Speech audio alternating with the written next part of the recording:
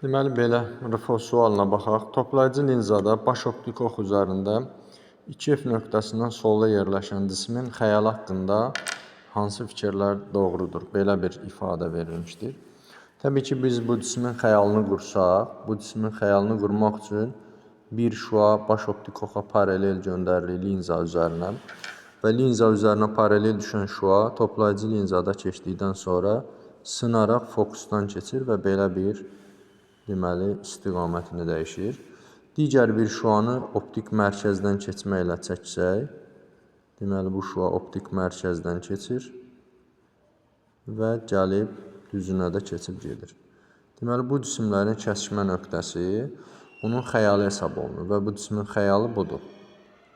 Və biz bu cismin xəyalı haqqında deyə bilərik ki, cismin xəyalı B və C nöqtəsi arasında yerləşir və təbii ki, kiçildilmiş alınır. Bax, bu cisim bu boyda, xəyal isə bu boyda, ona görə də kiçildilmiş xəyalı alınır.